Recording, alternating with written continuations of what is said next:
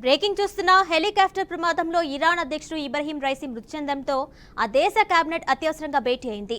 తదుపరి అధ్యక్షుడు ఎంపికగా చర్చిస్తున్నారు. ఇబ్రహీం రైసీ స్థానంలో ఇరాన్ తాత్కాలిక అధ్యక్షుడిగా మహమ్మద్ ముగ్బార్ నియమితులు కానున్నట్టు తెలుస్తుంది.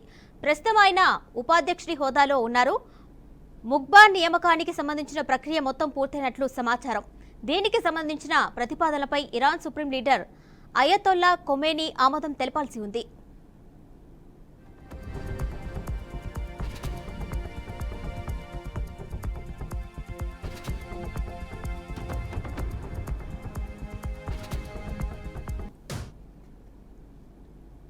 ఇక హెలికాప్టర్ ప్రమాదంలో ఇబ్రహీం రైసీ, ఇరాన్ విదేశాంగ మంత్రి సహా 9 మంది మృతి చెందినట్లు ఇరాన్ అధికారులు వెల్లడించారు.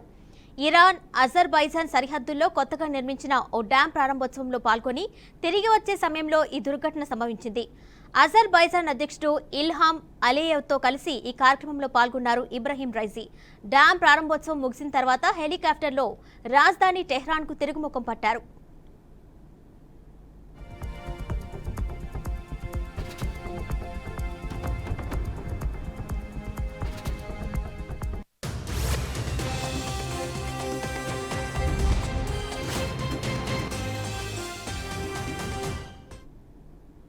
రెండు 2021 ఇరాన్ అధ్యక్ష ఎన్నికల్లో గెలుపొందిన ఇబ్రహీం రైసీ ఇస్లామిక్ చట్టాలను అమలు చేయడంలో కఠినంగా వ్యవహరించేవారు. ఇరాన్ను అణ్వాస్త్ర దేశంగా మారుస్తా అని పదే చెప్పేవారు. అలాగే ఆయన ప్రభుత్వ హయాంలో ప్రభుత్వ వ్యతిరేక నిరసనలకు ఉక్కుపాదంతో అణచివేశారు.